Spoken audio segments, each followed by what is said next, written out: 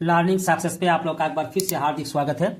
और आज हम लोग कुछ महत्वपूर्ण प्रश्नों का हल यहाँ पर करेंगे। तो पहला प्रश्न है, दो संपूरक कोणों में बड़ा कोण छोटे कोण से 18 डिग्री अधिक है, उन्हें ज्ञात कीजिए। यानी दो संपूरक कोण दिया हुआ है और बड़ा कोण छोटा कोण से 18 डिग्री अधिक है, तो दोनों कोण का मान हमें ज्ञात करना है। तो सबसे पहले यहां लिखेंगे, माना बड़ा संपूरक कोण बराबर x, ठीक है। और यहां लिखेंगे तथा छोटा संपूरक कोण बराबर y, ठीक है ना। अब कहता है कि दो संपूरक कोणों में बड़ा कोण छोटे कोण से 18 डिग्री अधिक है ना। तो यहां लिखेंगे प्रश्न से बड़ा कोण x और छोटे कोण से 18 डिग्री अधिक है, यानी छोटे कोण y, इससे अधिक कितना 18 डिग्री, तो प्लस 18 डिग्री, ठीक है। तो y को इधर कर देंगे, यहां लिखेंगे और x माइनस वाई बराबर 18 डिग्री, ठीक है। समीकरण नंबर 1, ठीक है ना। फिर कहता है कि चूंकि दो संपूरक कोण है ना, और दोनों संपूरक कोणों का योगफल कितना हो जाएगा 180 डिग्री। तो यहां लिखेंगे तथा x प्लस वाई बराबर 180 डिग्री, इसको देंगे समीकरण नंबर 2। हम लोग यहां पर प्रतिस्थापन विधि से हल करेंगे, इसलिए किसी एक समीकरण से आप ले सकते हैं, चाहे वह समीकरण 1 से हो चाहे समीकरण 2 से हो। तो हम यहां समीकरण 1 से लेंगे, क्या लिखेंगे समीकरण 1 से, समीकरण 1 से समीकरण 1 लिखेंगे x माइनस वाई बराबर 18 डिग्री, ठीक है। और यहां पर डिग्री देंगे, तो x बराबर कितना हो जाएगा 18 माइनस वाई, उधर जाएगा प्लस वाई, ठीक है। इसको देंगे समीकरण नंबर 3। अब x का मान समीकरण 2 में रखेंगे, क्या लिखेंगे x का मान समीकरण 2 में रखने पर, है ना। तो समीकरण 2 यहां पर है x प्लस वाई बराबर 180 डिग्री, ठीक है ना। और यहां पर x बराबर 18 प्लस वाई है, तो x के जगह पर रखेंगे 18 प्लस वाई, ठीक।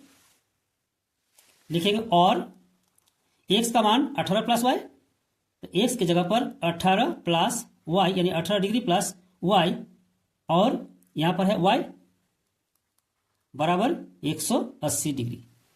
फिर 18 प्लस यानी 18 डिग्री प्लस 2y बराबर 180 डिग्री।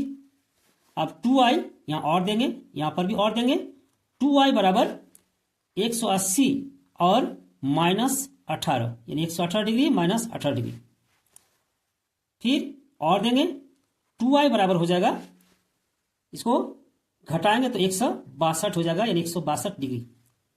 और y बराबर, अतः y बराबर 162 बटा 2, इसको काटेंगे हो जाएगा 81, है ना। अतः यहां पर y बराबर 81 डिग्री। अब y का मान समीकरण 3 में रखेंगे, है ना। तो लिखेंगे y का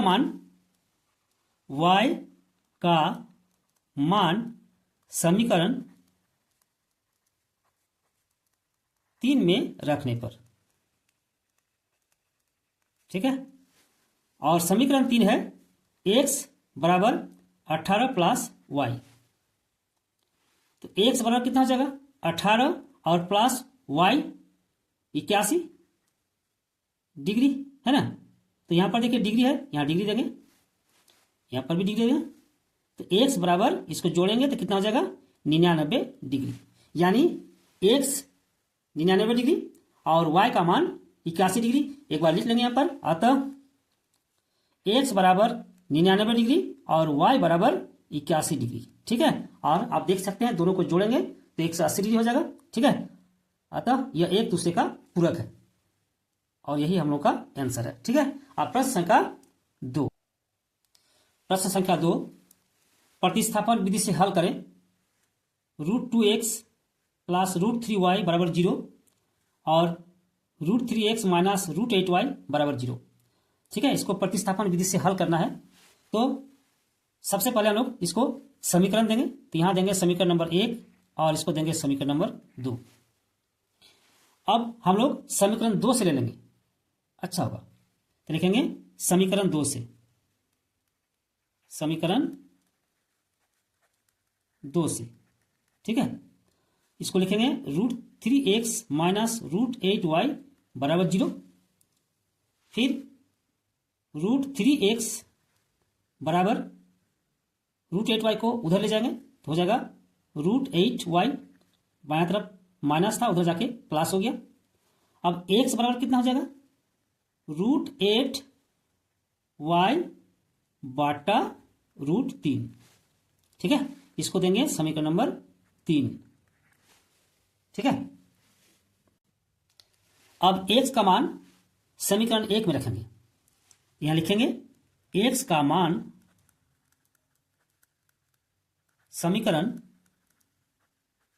1 में रखने पर, ठीक है। समीकरण 1 है √2x प्लस √3y बराबर 0। अब x का मान है √8y बटा 3, √3 है ना। तो लिखेंगे √2 गुना √8y बटा √3 और यहां पर प्लस √3y बराबर 0। अब इसको गुणा कर लेंगे, √2 गुना √8 यानी √16। ठीक है, तो लिखेंगे √16 बटा √3 और यहां पर y है y प्लस √3y बराबर 0।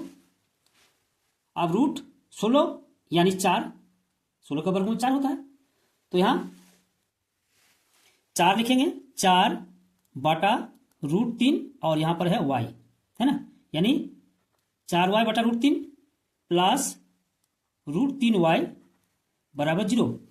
अब इसको लॉसा कर लेंगे, तो लॉसा कितना हो जाएगा, नीचे है √3, यहाँ लिखेंगे √3 और √3 को √3 से भाग देंगे, एक को 4y से गुना करेंगे, 4y प्लस √3 और √3 गुना करने से 3 होता है, यहाँ हो गया 3 और y यानी 3y बराबर 0। ठीक है, अब इसको हम लोग जोड़ लेंगे, 4y 3y 7y, यहाँ और देंगे, यहाँ भी और देंगे, यहाँ भी और देंगे, है ना। तो फिर और देंगे 7y बटा √3 बराबर 0। ठीक है, अब अतः y बराबर 0 गुना √3 बटा 7। ठीक है, अतः y बराबर 0, तो y का मान 0 आ गया। अब y का मान समीकरण 3 में रखेंगे, तो एक बार लिख लेंगे y का मान समीकरण 3 में रखने पर। ठीक है, तो यहां पर आप देख सकते हैं समीकरण 3 है x बराबर √8y बटा 3। ठीक है, तो x बराबर √8 गुना y का मान 0 बटा 3, अतः x बराबर 0 के साथ किसी संख्या को गुणा करने पर वह 0 हो जाता है, अतः 0। तो यहां पर x इजगल टू 0 और y इजगल टू 0, है ना। तो लिखेंगे अतः x बराबर 0 और y बराबर 0 और यही हम लोग का आंसर है। ठीक है, अब प्रश्न संख्या 3। प्रश्न संख्या 3, यदि हम अंश में 1 जोड़ दें तथा हर में से 1 घटा दें तो भिन्न 1 में बदल जाती है। यदि हर में 1 जोड़ दें तो यह 1/2 हो जाती है, वह भिन्न क्या है। यानी एक भिन्न ज्ञात करने के लिए कहता है, जिसमें कहता है कि अगर अंश में 1 जोड़ दें तथा हर में से 1 घटा दें तो वह भिन्न 1 हो जाती है, और साथ ही साथ कहता है कि यदि हर में 1 जोड़ दें तो वह भिन्न 1/2 हो जाती है। ठीक है, तो भिन्न क्या है, तो यहां पर हम लोग मान लेंगे अंश और हर। एक बार लिखेंगे, माना अंश बराबर x तथा हर बराबर y, अतः भिन्न बराबर अंश बटा हर यानी x बटा y। ठीक है, अब जो क्वेश्चन में दिया हुआ है उसको बार फिर से पढ़ लेते हैं। कहता है कि ये जो भिन्न है x बटा y, अगर अंश में एक जोड़ दें यानी x प्लस 1, ठीक है, और हर में एक घटा दें यानी y माइनस 1, तो भिन्न एक हो जाती है, तो बराबर एक हो जाएगा, है ना। तो यहां लिखेंगे प्रश्न से, ठीक। तो x बटा y,